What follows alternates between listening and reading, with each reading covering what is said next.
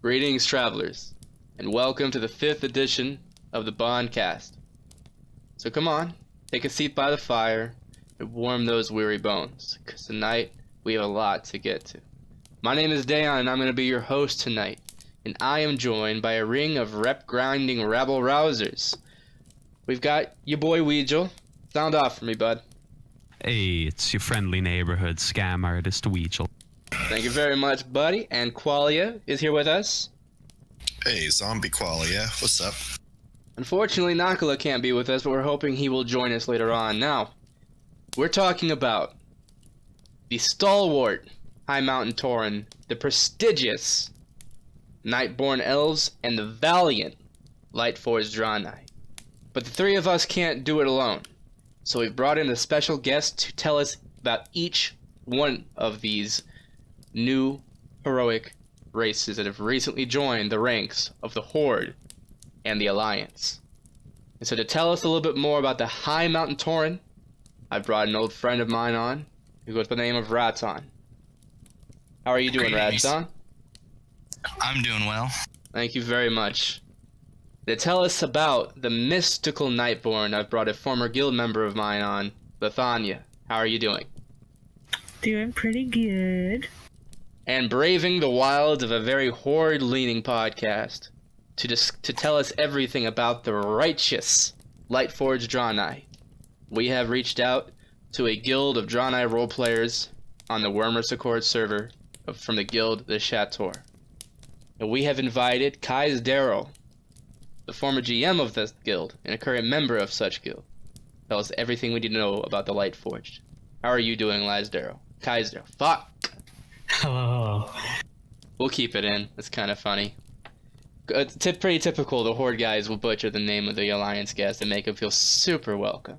Right? I mean, you made my people into a road, so I don't expect you to do much with my name. Like, we got a lot of making up to do.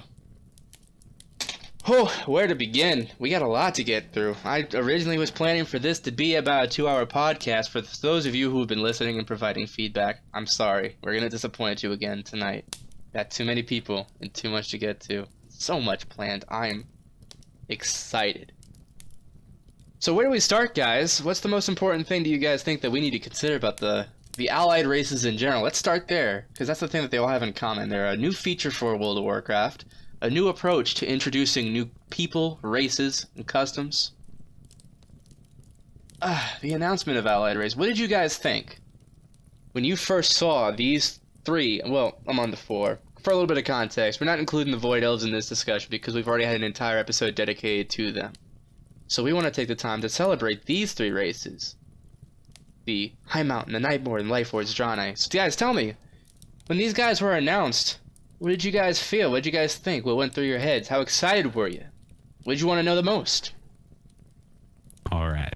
So, the initial reaction was, these are all just spin-offs of existing races. And I started to wonder, is this going to be the standard? Are we not going to see entirely new races from Blizzard because allied races are just easier to implement? Or do you think eventually we'll get that one expansion where it's like, hey, here's we've got goats and cows. Let's have mantis men. There we go. I don't know.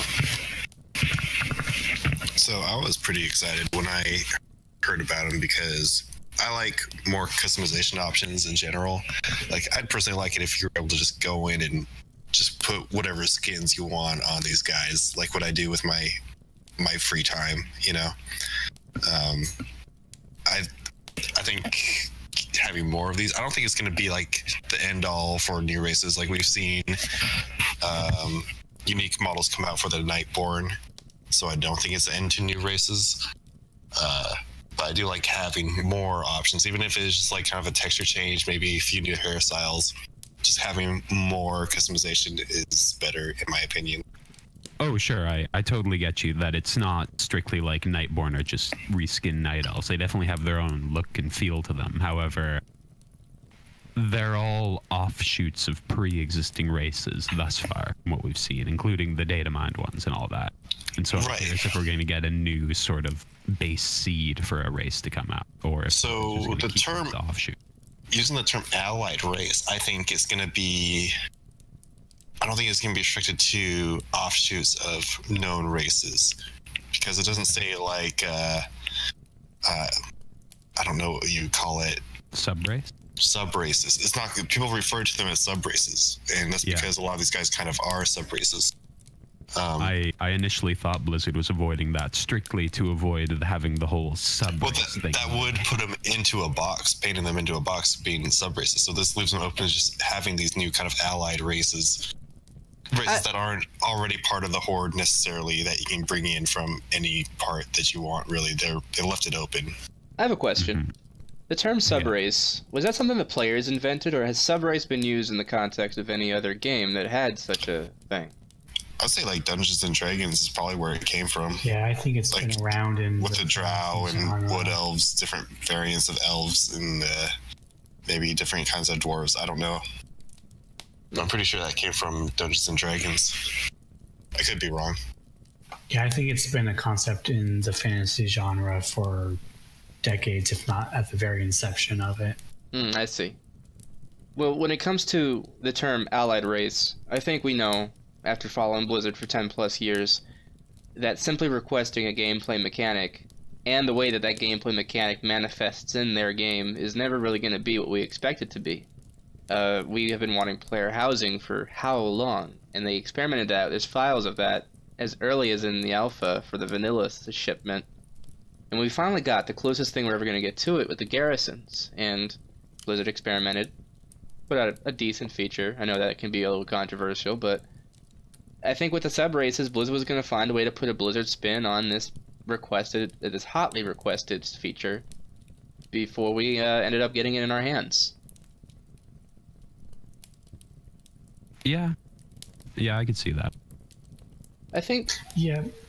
Oh, go ahead, Kysderal.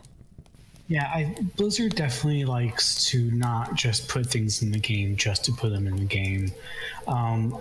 Blizzard definitely likes to rebrand things as their own.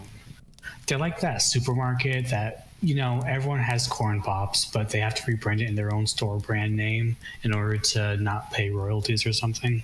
Mm-hmm. Well, yeah, that's been the entire Blizzard mantra since they started. Like, they took the RTS genre and sort of made it their own with the Warcraft games. They brought in Overwatch just as that TF2 format was sort of dying off. So they really like taking things that maybe aren't as popular, aren't prominent in other games, putting their own Blizzard polishy twist on it, and then making people like it. At the same time, Blizzard is well aware that sometimes these hotly requested features is not going to guarantee the health of a game. WildStar implemented you think player... you want it, but you don't. I still defend that. But WildStar implemented player housing, and Star Wars The Old Republic has implemented player housing. And nobody really talks about the success of those games and how those games are doing. But Blizzard's releases are always a pretty significant event. You hear about it everyone hears about it ahead of time. Sure, but I don't think that player housing is strictly the reason those games are going under, because the MMO market's a very competitive and highly expensive one to get into. That's also a it fair got very point. saturated after a while, and because of the budget that goes into something like that, because the scope is huge for MMO. Like, it's probably the biggest scope type of game you can do, and everyone tried to jump in on that, and there's just a rush to try to get into this market. Mm-hmm. People thought it was like a gold rush, but the payoff, if you're not successful, is not going to be that great. So a lot of companies, they had to change their policy model, like to, like free to play or with in-game markets for crazy stuff. We saw that with Star Wars Galaxies, and well, not with Star Wars Galaxy, but the Star Wars Public, and rest in peace, Arcade, man. Yeah, Arcade. Yeah, like all these games had to change and adapt because they weren't able to just match up with the titan of what Blizzard has done with Warcraft. Yeah, Mm-hmm. and that's how I feel about allied races. Also, for some reason, Qualia, I'm not sure why, you're kind of breaking up a little bit, and I'm sure people who are listening can mostly piece together what you're saying, but if that... I would just have to buy a new headset, honestly, because you said I was breaking up last podcast too, so it's probably just a tiny bit. I think so. I don't know if there's anything I can do Hashtag get zombie Qualia a new headset. It's crowdfunded. Or GoFundMe. But enough about features in other games. Let's talk about allied races. That's what we're here for. So those of you, how many of you, we got 6 people in the chat right now. How many of you are actively playing an allied race? I am. Lithiania, which one are you playing the most? I assume the Nightborne? Yeah, Nightborne. I played a lot of Blood Elves because I'm an elf type of girl, so I was pretty excited. Pretty excited when Nightborne were actually going to be playable because I was already doodling characters and stuff like that way before the announcement of allied races. So you were very hopeful beforehand. Oh yeah, and so when they finally gave the news, I was just like, fuck yeah. What about you, Raton or Kysderal? Fuck, I keep glancing at your name to make sure I get it right. I'm so sorry. Well, we're gonna count how many times I fuck up. You can just call me Kais if you want, or whatever. It's just a made-up name, so I do not care. There you go, I'll call you Kais. Okay, guys. As the Alliance member of the podcast, I vote that we refer to him strictly as Blue Boy. Blue Boy? Well, we'll alternate. We'll do what feels good. Did you? I don't know if you guys saw our live Q&A, but we have since taken to calling Ian Hazakas's Papa Hazi. Yes. It flows a little bit better. I like it. Anyway, maybe it's our own forced meme. But I mean, call it that to his face and see how that flows. I will. Oh my God. I'll look him dead in the eye, grab him by the shoulders, and call him Papa Hazi. Probably get escorted off Blizzard campus, but... How'd you get in the first place? Good question. Well, Kais, are you playing... I went to animations. I have my way. Well, Sorry, go on, Dan. So, Kais, I assume that you are currently playing the Lightforged Draenei. Yeah, I'm taking in the middle of Legion, I took a break from my main. I've been playing a Shaman for almost a decade. Mm-hmm. And I switched to a Paladin in the middle of Legion. Mm. And then, of course, when the Lightforged were announced, I'm like, yeah, I'll be a Lightforged Paladin. I'm not against that. Pretty dope. And what about you, Raton? Have you created a little baby moose baby?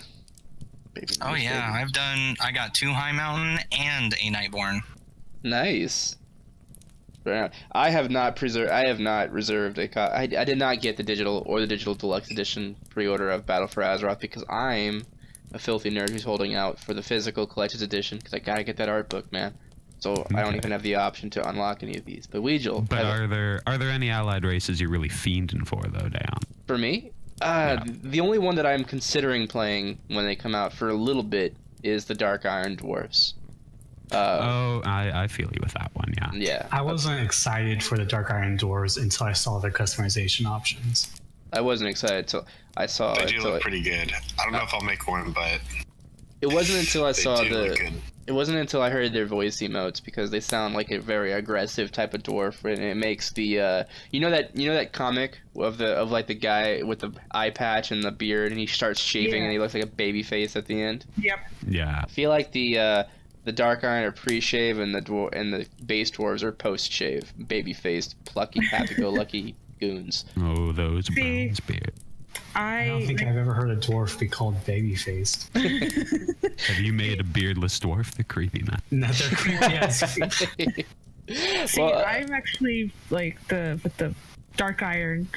Benzali was always trying to get me to roleplay a dwarf and do Dark Iron because they are very similar to Blood Elves in their culture and lore almost. So he's always trying to bug me for that. So now I have no choice. So Wheegil, what allied races are you playing, and what was the one that you were most excited about? Of the three, are you playing one of the three? I'm trying to keep it reined in. Yeah. So initially, I was very excited as a dirty Canadian to play a Highmountain Druid to be a moose. But much like the Death Knight hype, I made that character, got him to about level 40, I think, maybe 50. And then it just sort of died off to me. I feel like these current races are a real nice sort of injection of flavor into people who are really attached to their character but are just lacking something, right? So if you're a Tauren and maybe you're not feeling the whole bull thing anymore, just get some moose horns going and you're loving life. But as a goblin main, I don't really have that outlet. I don't think I'd reach for it even if I did. Alright, well, Qualia, in that same vein, of the 3 allied races that we're talking about today, did you make any of them? Yeah, I made a Nightborne. I gotta go. I'll be right back in like a minute. Okay. My oven's about to get real loud. Alright, talk fast, speed boy. Now, we'll move on to the next point that I'm interested in. A lot of people find that the rep requirements for the allied races are unreasonable, and the most extreme case of the most extreme advocation. Oh my God, words. The most extreme argument I have heard in favor of removing the rep grind is to go as far as comparing the requirement to unlock them as to be the same sort of egregious business practice as the Battlefield 2 loot boxes, which I think everyone here can agree is a ludicrous claim. Mm-hmm. Oh, Yeah. yeah. For sure. And people are in the same way that it's also kind of controversial. The Pathfinder requirements, most people find that just by playing the game, you have most of the requirements unlocked. So, for those of you who had your heart set on a particular, or maybe not, maybe that's too strong. For those of you who knew when the 4 allied races were announced, which ones that you wanted to play, did you have your reputation unlocked? Did you have all the requirements fulfilled to unlock that race the day they went live, or did you have to work a little bit harder at it in order to get there? For the Nightborne, I mean, I think anyone who got their flying should already had their Nightborne requirements. So, like you said, it's people are complaining a little bit too much about the requirements because you already have half of it. And Highmountain, I'm almost too exalted. That's the only one that I didn't have really close, but that's because I didn't do much of that zone in questing. I got out of there pretty fast, so. Well, I have a sneaking suspicion that Raton's going to tell us that he was exalted day 1 also. Were you, Raton? That I was. So you were day 1 on the release already making your Highmountain Tauren. Not really. I was actually wanting to get exalted to get the totems that you could put on your back, because, you know, a lot of Tauren people have been wanting to have totems, mainly as weapons, but we didn't get that. But we got to carry the Highmountain different totems, Rivermane, you know, Blood Totem, and then the Highmountain Altogether totem. If you got the rep and you went to a vendor and bought it. And I wanted to have that for Raton, and given my guild and stuff, I went ahead and got it and was like, yeah, my character's a friend of Highmountain. I carry this totem. It was a gift from their chieftains, you know, that sort of thing. I want to see more stuff like that. That is really cool. I was really happy to see that. I don't have any Tauren, but seeing that the totems finally get into the game, I was really happy to see that. I do have a Tauren, and I don't think he's the kind of Tauren who would use it, but after years of seeing Karen and Tauren and Bane lug around these gigantic Tauren, it's such an iconic piece of Tauren aesthetic that I'm glad that it's finally in there. Yeah, but that first World of Warcraft video, when you see the Tauren, he just smacks that. What was it, a bear or something? With the Doris bear. Totem. Yeah. Now, the interesting thing that people argue regarding which reputations are harder to unlock is that because the Highmountain Tauren and the Nightborne Elves have been in the game since the launch of Legion, people have had a lot more time to throw themselves at these reputations and chip away at it. And that because we didn't get the Lightforged, the Army of Light reputation until 7.3, which was, when did that release? June, July last year? It seems like a lot longer now, but it's not half as long, I don't think, as the release of Legion itself. I genuinely cannot remember. I cannot remember. Couldn't tell you either. But here's what I would like to know.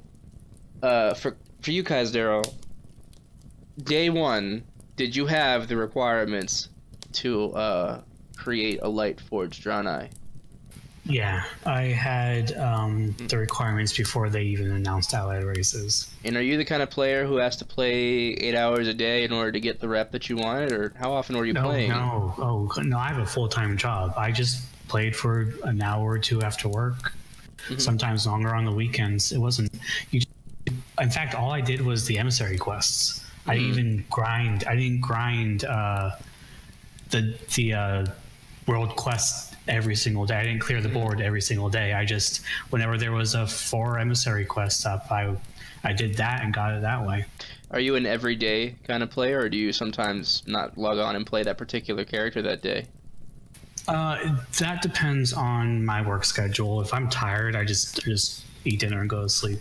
So usually I'm an everyday guy though. Okay, allow me to break it down then.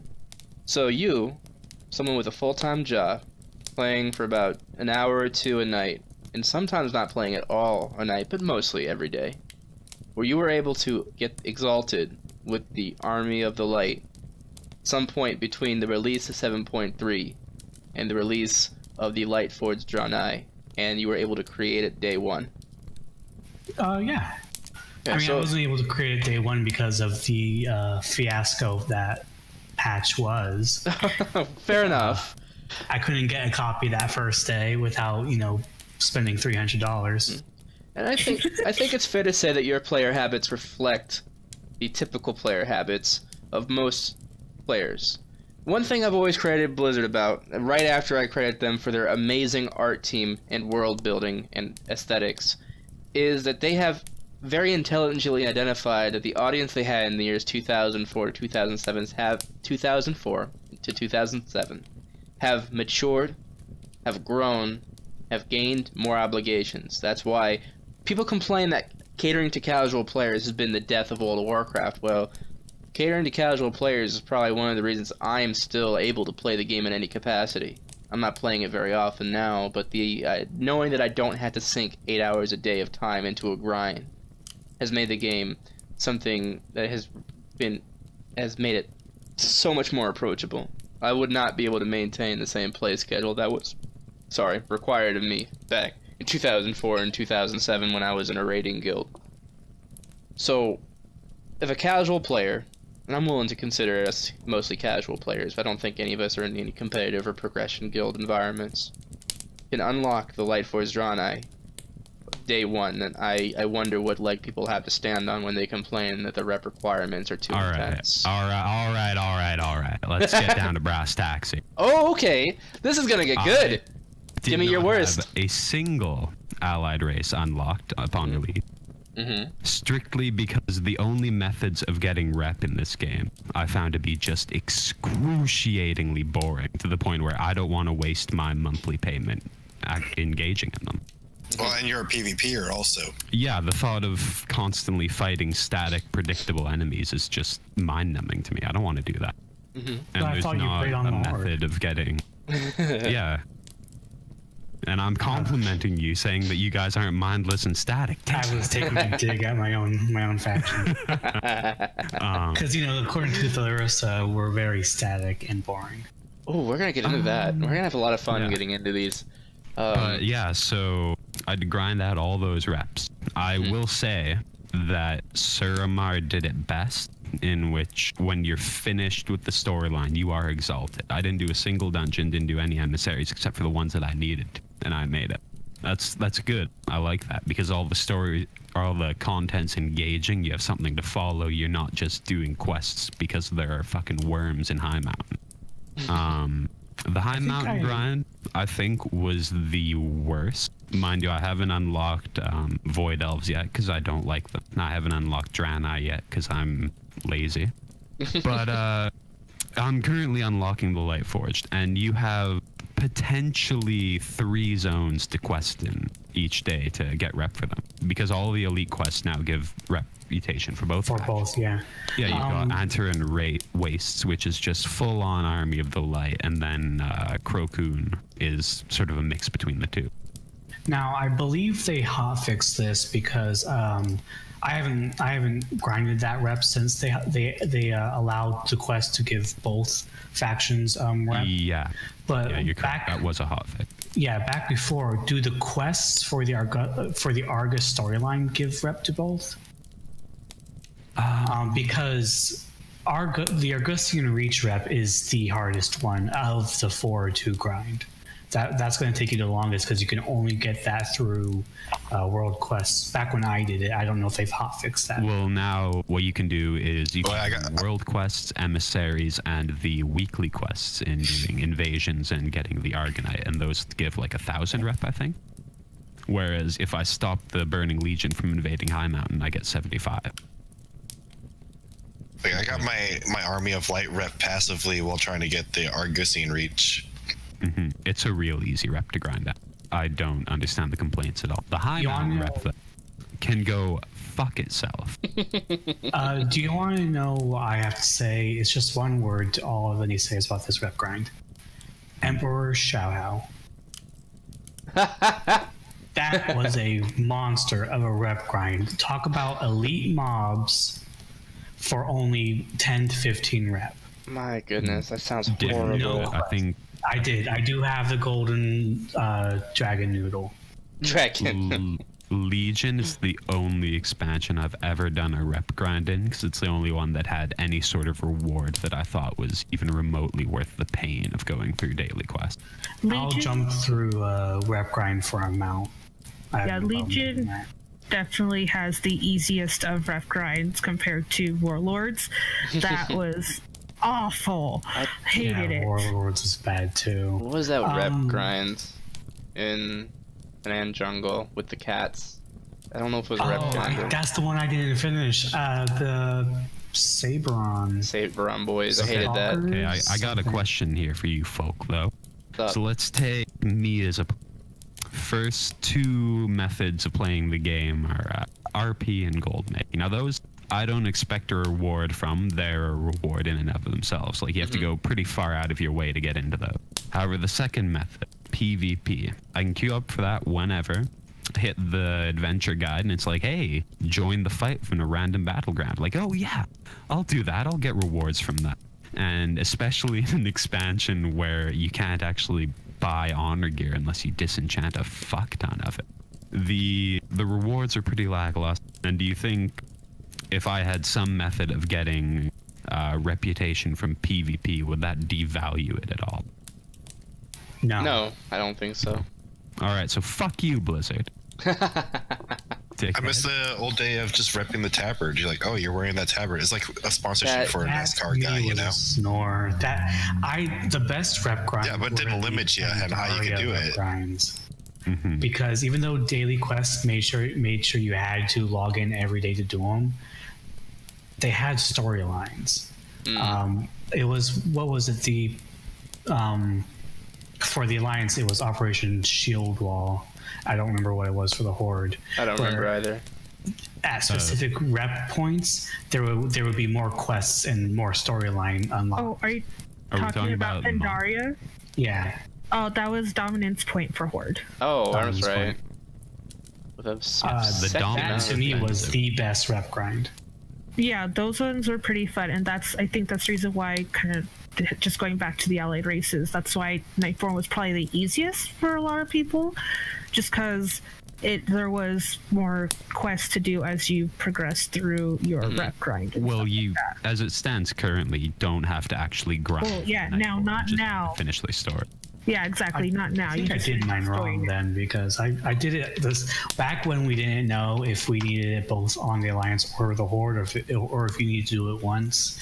I decided to grind it again on a Horde alt, and I did not get through the entire. I got through the entire storyline and was not exalted. Yeah, that was them changing it. They took out the gated aspect of the Nightborne it made it a lot easier for people as a catch-up mechanic. Yeah. I think I got most of mine doing that Withered Army stuff. Yeah, that too. Same. That was also a good way to do it. That was fun because I was a tank, though. But now, hang on. While we're still on this topic, do you guys think that rep grinds should stay as the primary method of getting these races, or would you rather just a more strictly story-driven, maybe you gotta fight a real hard solo boss so you still feel like you earned it in some way, but not just I think if they're going to continue with the rep grind, I think doing it in the essence of providing story along with it will ease a lot of players into it, like, more willingly, instead of them screaming and shouting, I don't want to do a rep grind. What we have no idea of is at what point in the development of Legion did they decide that the selling point of Battle for Azeroth was going to be additional allied races. It's possible that they knew and they had to. But yeah. on what you were saying, Lith, about adding story to it, I do not think that'll curve people reeing, because during Legion I really wanted that mount. So I started from the very bottom, and the entire time I was reeing. I even parked an alt there and didn't use... No, I parked Wheegil there and didn't actually play on him for fucking weeks because I wanted that mount. But see, again, the thing, and maybe it's more so I'm coming from the aspect of I've always been a player for the storyline. I've never been like, oh, Blizzard has the greatest like game mechanics and questing is always so much fun and stuff like that. I was never that person. I'm just like, I like the story that goes along with it. And I'm in a similar boat. I play primarily for the story, but I don't think that means that I can't criticize Blizzard in the parts of the game that just, at least in my opinion, aren't fun, that are taking away from that experience of witnessing the story. I'm fine with how they are now. The only time I would complain about a new allied race acquisition would be if they made it like the Mage Tower challenges. Oh, goodness. Oh yeah, You had to run that'd be through a a nightmare. gauntlet in order to unlock that race. Oh my Then I would be goodness. like, oh, come on. I can barely summon the will to get the weapon appearances because I hate my artifact weapons so much. But to answer your question, Weege, I don't think that reputation has to be the end all be all, and it's not even the only requirement for some of these races. There is a story component. I think sure, but you're definitely going to get the story done first because that's like your easiest first steps into getting the rep. here's what I predict. If the Zandalari or the Dark Irons won't have a rep. I wonder if the current 4 have a rep because we still have months before battle comes out, so they just wanted to give us something to do. Currently, I'm suspecting that Blizzard will make Zandalari tied directly behind their storyline as it progresses through an entire continent. And I imagine the Dark Irons will have something to do with the war campaign. I think because Blizzard has the benefit of knowing that they're front-loading Battle for Azeroth with these two, with the Zandalari and the Dark Irons, and eventually the Magar Orcs and the Colterns. Here's the thing: just because the Dark Iron Dwarves and the Zandalari are featured on the website right now, does not mean that I think they're analogous. I think we're going to get I think that the next announced allied race is going to be the Colterns, and the Colterns and the Zandalari are going to be unlocked after finishing those storylines. Rep may be a requirement. I don't foresee that it'll be exalted, but I think Blizzard could benefit from time. They're very fond of their time gating, and I'm an advocate for the time gating because it's a great way to stretch out their content and it's like an episode. It's like an episode of your favorite show. I like that. Just before I add to this, is anyone upset if I had spoilers? Good. All right. So. Wow. Wait, I didn't answer. Yeah. Go ahead. Well, let's keep in mind that the Colterns aren't officially announced yet. So. That's true. Don't worry, I won't go into story stuff. Just like visuals, data mine. Do you think that we could see Colteran and Zandalari as the sort of primary story allied race, and then maybe brown orcs and dark iron as a more tough to get, like you have to accomplish something, you have to really put in your hours. But when I say put in my hours, I mean like let's put in your hours to actually get good at something rather than just doing an easy quest that you don't like. That's interesting. I didn't even think about how they would implement the brown orcs because everything else has been like a storyline, like whole zone to unlock them. Yeah, I would imagine. I couldn't see the brown orcs not being a part of the orc campaign. But we currently do have Maghar in the new battleground on the Horde airship, so who knows? Maybe it's a PvP rep like you were talking about. Oh, That's not going to happen. Blizzard hates it. I don't see any allied race being added as having a complicated addition or acquisition. No. I just don't see it. I think this is something for Blizzard to give customization to us. They don't want to overcomplicate the system because I think they want to get into things like Warfront rewards and what did they call the islands again? I don't remember.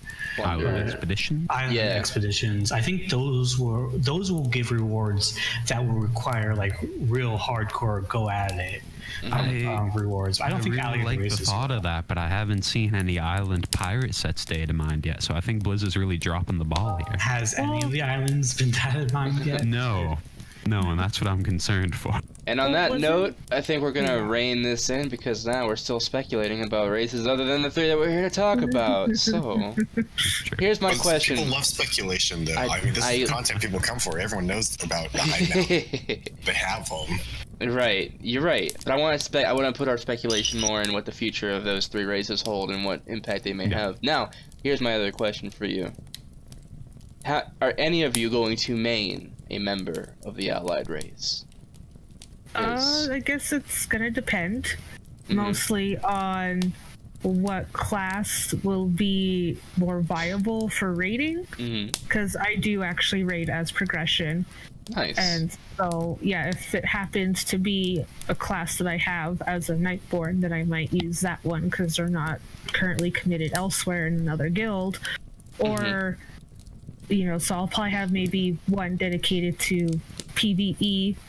But, you know, I don't know, it depends on the RP aspect. If my Nightborne character gets more RP than my other characters, then yeah, I would main a Nightborne for forever long that character is getting all the roleplay. So, what about you, Raton? Are you going to main as a Highmountain, or are you sticking to your guns as a good old-fashioned Kalimdor Tauren? I am sticking to my guns, but you know why? Why is that? By lore, I cannot have my Kalimdor Tauren become a Highmountain. So I'm like, well, there's no way for it to logically happen, so I'm not going to do it. That is an interesting aspect that I want to touch on later when it comes to the what I think is an interesting difference between the Horde's allied races and the two Alliance allied races that we currently got. Can. Okay. Oh yeah, kind of can. And we can wait until we talk about the Highmountain for me to explain, but I think you kind of can. Oh, that'd be interesting. And you, Kysderal, are you, if the Lightforged that you've created, are you going to main as that Lightforged? Yeah, it's definitely looking like I'm going to keep playing Paladin in battle, especially since they're making some awesome ret changes. I mostly heal anyway, and we're finally getting Paladin caster animations revamps. Nice, I can't wait for those. So I'm definitely going to main my Lightforged in battle. The only exception to that would be if they allow us to play the Crowcool, and then I would definitely switch to Crowcool. Oh, perfect. Yeah, if the I wish the Crowcool. I think the Crowcool would have been added, but elves are more marketable. Now, I was interested in this topic to see where players were sort of trending, because I posted a thread, and I'll switch over to my desktop. Okay. Oh, this isn't the page, but everyone say hi to Sky Totem. Hey, Sky Totem, what's going on? Sky Totem was the first person to reply to the thread that I posted about the Boncast, and he... Shout out. I hope we're living up to your hopes, Sky Totem. Sorry about... Absolutely not. Well, this is going to be a long video. He asked. Yeah. He said that we're too long. I'm sorry, Sky Totem. Too much to do. So what were you going to show us? Here, okay. This thread. Who is not playing an allied race? Okay. I'll go ahead and read it out, just for my own selfish curiosity, and because I feel like I'm a... Hang on, though. Sorry, I didn't catch it. Where was this thread posted? Which forum? Oh, the general discussion. Okay, all right. So just for my own selfish curiosity, and because I feel like I'm a vanishing minority of people who don't want to play as any of the allied races, who has no plans to create or main as any of the allied races. Why or why not? And if you're only interested in a few of them, which ones? Has your interest in the allied races affected your decision to pre-order BFA or not? I'll start. I don't have any interest in any of the allied races, but I do want to roll a Dark Iron Dwarf eventually, and then I later explain it as a kind of a one-off, a novelty. But I'm going to continue maining as this Undead Warrior. I have chosen not to pre-order BFA for the time being, but mostly because I want to reserve a physical copy. This thread, as of now, has reached 13 pages and got a response from an MVP post. I'm not exactly sure if that's worth bragging about, but they create a little button for Dayon, it. So. We get it. You got a big dick. Yeah. I've actually was very surprised with some of the responses I got. Some people say I'm not, and so this person said up until a few days ago I was not. And this person thinks because I'm an undead I would automatically do the Dark Iron Dwarves. I thought that was a very interesting sort of segue. Before we get too far into this, on what you were saying in the original post there of being sort of a dying breed of people who don't want to play it, I don't think so. I just think you're not succumbing to the hype. Because you're correct. When Demon Hunters came out, how many of us made one? Well, exactly right. This person, Solidus Blarg, I think. These names sometimes, dude. I think they had the best response. It's something fresh, and everybody clamors to use the fresh thing when it becomes available. I still remember the massive tides of Death Knight sweeping across Outland on their free swift mounts, stripping the land bare of its quest mobs and items like a bunch of locusts. Ooh, now Pretty we're talking. And that was kind of the consensus I got. This person was like, I'm at work, so I'm not currently playing an allied race. Yeah. The consensus I got over these couple of pages was, there's some people don't want to because they don't like the level scaling. Some people just don't have an interest. And there is one post where someone said maybe 2 people in his guild are actually race changing into making an allied race their main. But after the impression I got after this is that most people treat the allied races as a bit of a novelty. Some are. Most seem like they're not. And I haven't gone through the very latest pages here. I have Void Elves unlocked, but I won't make one. And that's kind of interesting, considering that we just established that our Gush and Reach was probably the more difficult one of the 4 to really put time into. You'd think that someone... Yeah, go ahead. I'll probably do the same, right? I'll grind out Argus and Reach, but no way in hell am I making a... Well, maybe strictly for PvP, but it's not going to be an IC character at all. I think we're in a bit of an interesting spot, though, whereas people who play primarily on RP forums, we've invested a lot of time into just generating story, backstory, relationships with other characters, and I think a lot of people who play the game for a more PvE or PvP-centric mindset may just race change to fit their transmog. Although, I'm actually surprised that not as many people are saying they're going to play one in your thread as thought would. Yeah, this person, Sephiron, shout out, says only one person in our guild has race changed to an allied race. Sure, everyone is screwed out on some alts, but they're not maining them. The MVPs themselves said that I unlocked them all, but I haven't made any. I don't have any plan to any new I don't have any plan to any new character, in fact, due to the world level scaling, and I'm not interested in playing through it. And they were always against it. So, what this thread did was very quickly sort of burst the illusion that I had that allied races are going to be as much of a mainstay as I thought they would be, which I think is going to play into a concern that people have, which may be not the most well-founded concern. This person's main is a Draenei Shaman. Safe to say he's never going to be anything else. He did level the Void Elf from scratch. I'd love to be playing a Void Elf right now, but I'm a filthy casual, and this rep grind is horrible. Although we did establish that you can be a filthy casual and still get it, like Kysderal. Well, when you say it sort of raises concerns about allied races being a mainstay thing, what do you mean by that?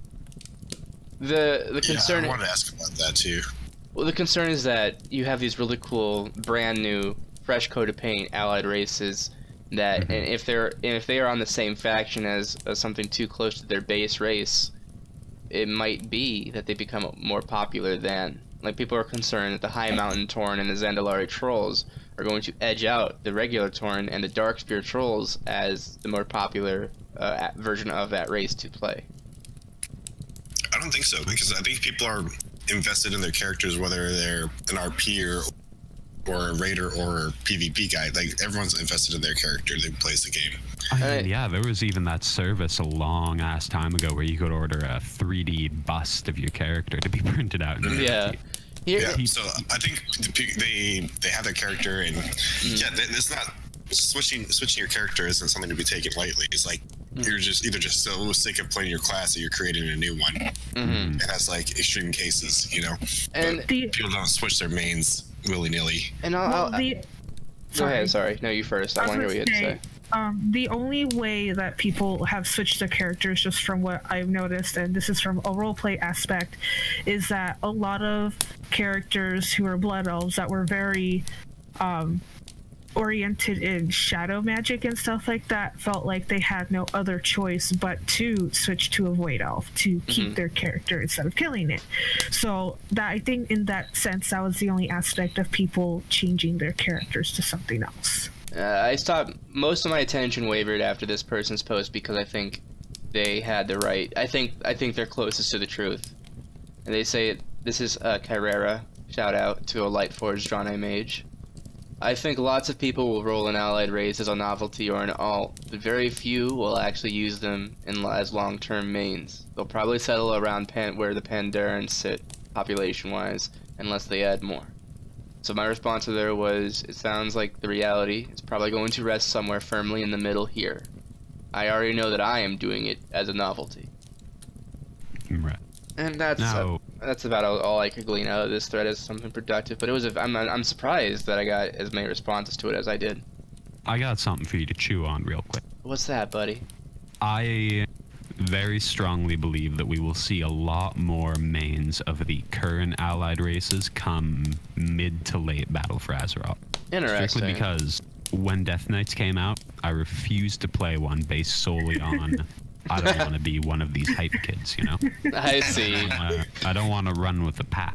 However, now I have actually been playing a lot of my Death Knight because it's a lot of fun. But So, it took some time for that feel and that aesthetic to settle and me to become used to it enough to feel comfortable playing it. So, like that phenomenon of people who make a pledge on New Year's to go to the gym more and crowd the ever-living fuck out of the gym from January to mid-February and then give the fuck up like they usually do, that's about when you come out of the woodwork and say, okay, let's hit them bricks. Exactly, yeah. I mean, I've done that. Once all the fatties are out of the gym, you start using the equipment again because it's not all sweaty. A fair point. I will say Gyms there all year. leveling my Lightforged, and you see a ton of them on the 20 to 40 range, but once you get past 60, there's maybe one or two. Oh, goodness. Yeah. I think that has to do with just leveling in itself and the new scaling system. I'm going to put on my tinfoil hat and say Okay. that Blizzard has intentionally made the level up grind a bit of a slog to discourage as a sort of way to moderate the population so that these guys don't overtake, because people are like, I want to play this new race, but I don't want to level. That's why I rolled a monk and I'm blowing through those I levels. don't think Yeah, I Blizzard completely- has a hat in the race of how many Highmountain Yeah. Tauren there are.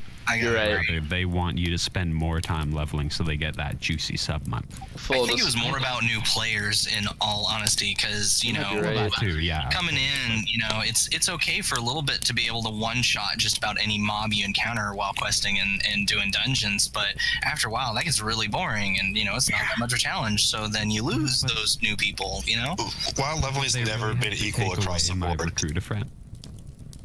Sorry, Qualia, go ahead. I was saying, WoW leveling has never been equal progressively in any time in WoW history. It's never been perfectly scaling. Before Like- someone yells at me, I want to take the moment to say, full disclosure, I'm actually very happy with the current iteration of the scaling world level up So am I. technology. It's so nice to Actually actually a lot of fun. finish a zone. I think Blizzard's only goal in revamping the leveling system was to make leveling more fun again. I think that's the only motive they had behind what they Exactly. You're think gonna hear people say that just because they can't blitz through it, I mean, it's not as efficient as it once was, and that's a fair point. Maybe it's not as fast as it once was. I don't know for sure, but let's play that. It's not, for sure. it's not. I've gotcha. been leveling while leveling my monk and stuff like that. It's definitely a lot slower. Mhm. And you're talking to someone who has like 12, 13, 110s. Right. Yeah, I have one of each class, and I did it before the revamp. You can get from 1 to 60 in 2 days before the revamp, and it took me, even though I'll give extra time because I was working, it took me a better part of 2 weeks or maybe 3. I will say there are a lot of people who complain that when something becomes a little less efficient, they get really upset, and then they start complaining that it's no longer fun. I'll say it right here and now. I do not believe that convenience is a suitable substitute for fun. I do not believe convenience in and of itself can be classified as fun. I think you can enjoy it. I think it can be helpful and valuable. But if your definition of fun is set so low that anything that just shaves a little bit of time off is fun, then I wish I could be so easily satisfied. Well, yeah, but I get where they're coming from in this context, where the primary way that people play WoW is the end game content, right? Yes, that's a Yes. fair See a point, whole lot though. of streamers advertising the game as, hey, look at me level this character for a few minutes. You know what? I'm gonna do it. Then, but yeah, hey, go for it. I might gonna hop do in it. every now and then. Hell yeah, let's But, level characters together. Yeah, Anyways, so like See, you bring all the these new argument to people to the that- game, and the argument all to their that is friends are when you- having fun with raids and shit, and you're just stuck dragging through this leveling system, which you've been told is now taking longer. You're gonna be a little salty with Blizzard for that. What did you have? The argument to that would be when you buy the game, you get a free character boost. So you can just skip the leveling and go straight to end game content. Or pay Or at least $60 to do that. Back when the expansion is first released, it doesn't go Yeah, or straight pay to 60 game. bucks for it. Yeah, So for it's sure. like you do. Leveling is just for people who want alts these days. It's not for new players. It's not for returning players. It's just for people who want an extra character or who want to look back at the lore of the game or how, you know, the story was or whatever. It's not Right. for it's no longer training wheels for new characters Well, or new And players. the people who take the methods of the game they play in a relatively serious manner will want to have all those alts because classes just are interchangeable at this point. Like, oh wait, we need one less warlock, buddy, hop on your I shaman, just right? read your comment in chat, Qualia. The intent is to provide players with a sense of pride and accomplishment. I mean, leveling is God. still a core part of the fantasy. You don't get cap level. You get the level right up into the content. You still have to level that last bracket to get to max level. There is still a max level to obtain, basically. Yeah, there Well, is. yeah. It's but just, we should probably rein this in because we're way off topic right now. I'd say, yeah. So, well, we're still kind of on top. We're nowhere wavering. near on topic. We're wavering. About leveling, not racing. You're right. So, something that I was talking to Raton about a couple days ago when I first asked him if he would like to come on was that even though I don't have an interest in playing as a Highmountain Tauren, I am very happy that they are here because I like the Highmountain Tauren and I love being around them and I'm happy they're on the Horde. I'm happy they're repping my faction. And do you guys feel similarly? Do you think there are do you think the Highmountain? Do you think these allied races, these three races that we're talking about particularly, are something that even if you're not interested in, do you think that's also kind of a goal to introduce a race that even if you don't want to play it, they're fun to be around? Yeah, I think they're a welcome addition. Absolutely. Yes, definitely. Yeah. Especially how you see them get integrated into their respected, factions. I really enjoyed how the Sindori felt actually like they had their place within the Horde, because I feel like one of the issues with having blood elves in the Horde for so long, because even now people are still like, they're blood elves, you know? I'm gonna go ahead and, as an aside, if you still don't think the Blood Elves have a fitting place in the Horde, you are a silly, silly person. And no Yeah, one should you know, listen to there's you. Very. people with that I mean, they do. mindset out I there. just don't like them.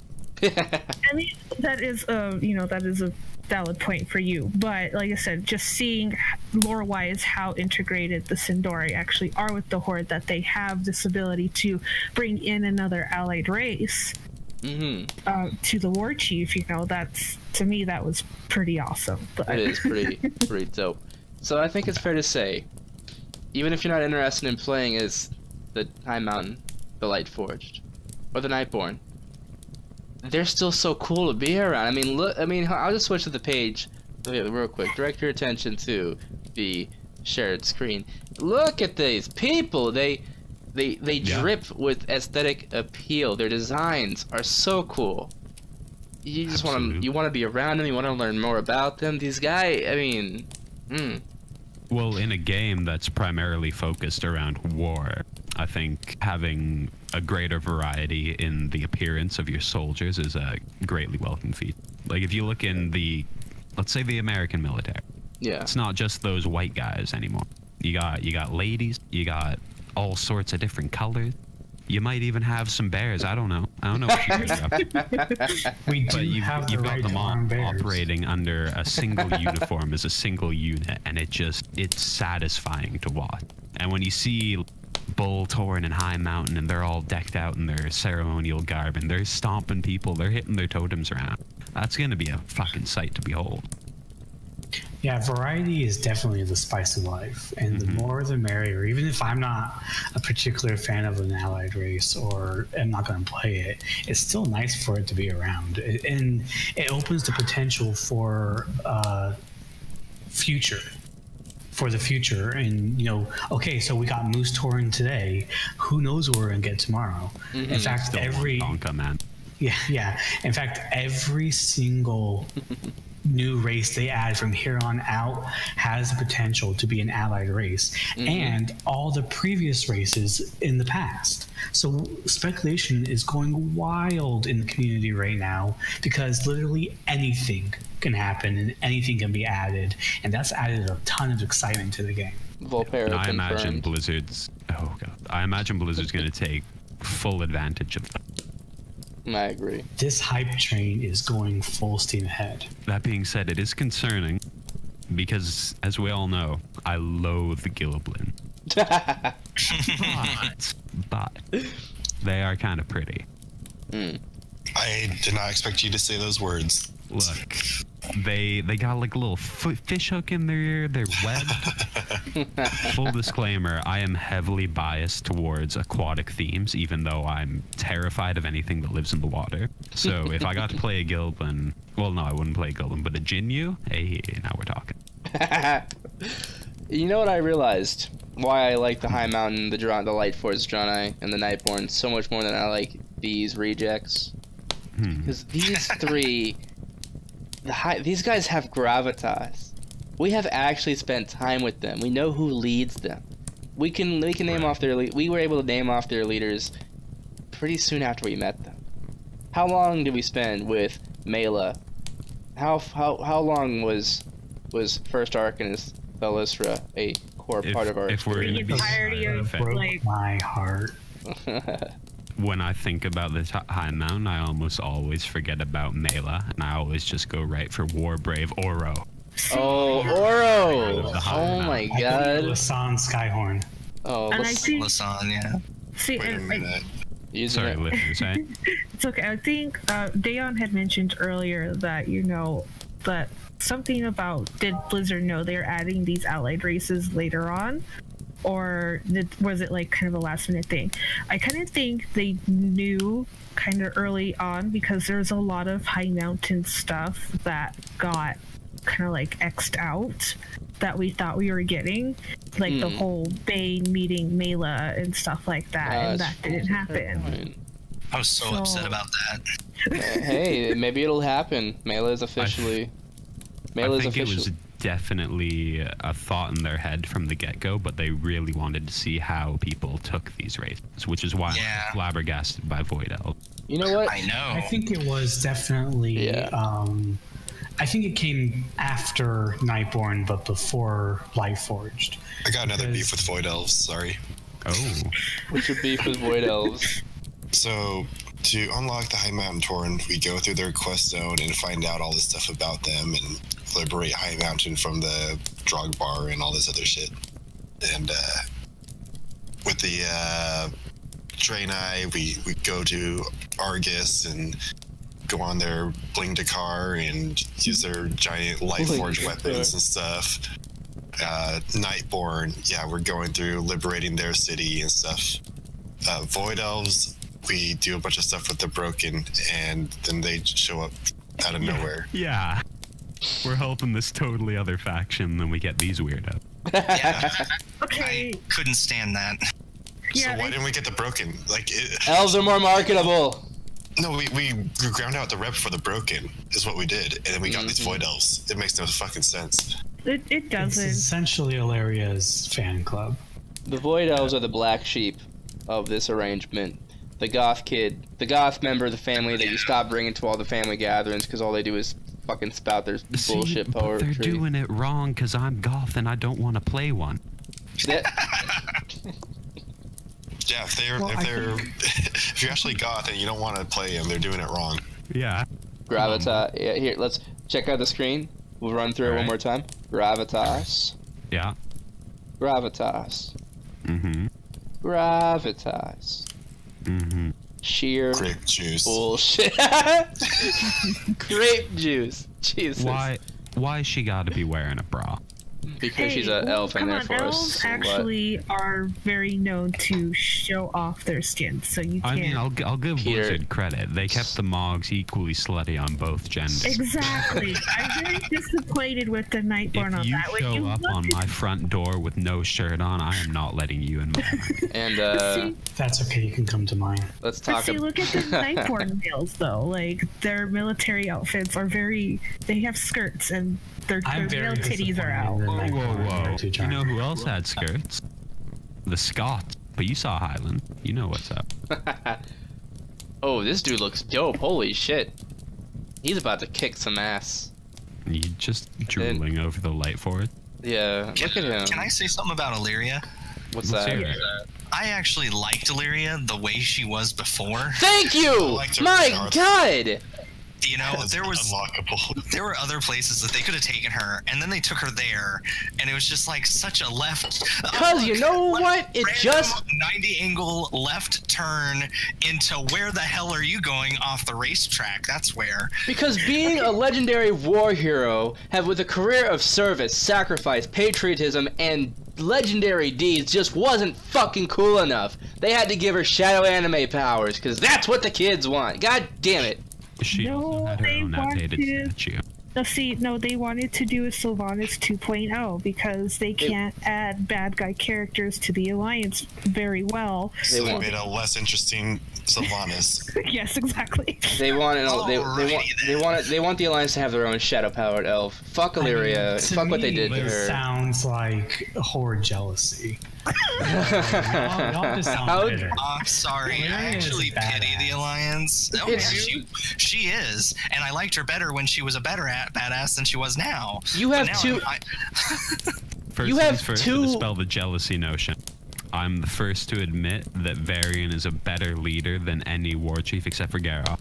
You said that.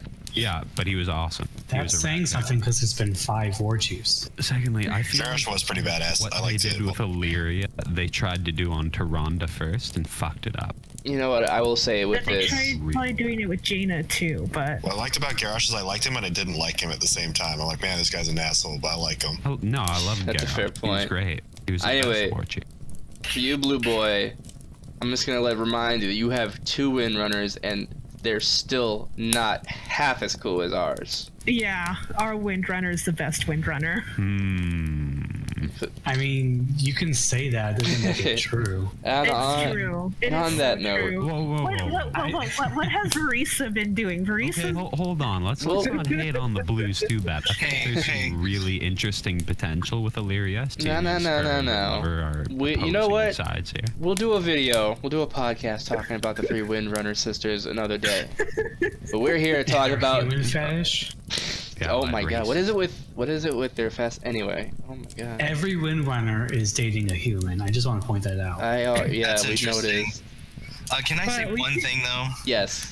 One thing exactly. All right, so our last Windrunner sister, despite not doing anything, is honestly my favorite. So what? Valera? I don't understand her because she goes between hating the Horde and being okay with the Horde. Like, one or the other. Just pick a side. here's why: is because honestly, Yeah, boy. I'm not a big fan of Sylvanas, and I don't like where Illyria went. So now I'm just like, well, she's now there. You like the because normal one. I wouldn't. Well, yeah, I guess you would say she's normal. Yeah, she's normal. Maybe I'm a purist. Wait for Blizzard to do their cool Windrunner stuff. Please don't, Blizzard. No. Yeah, they're gonna give her. They're gonna make her like the ultimate shaman or some shit. Anyway. Well, hi everyone, Dayon here.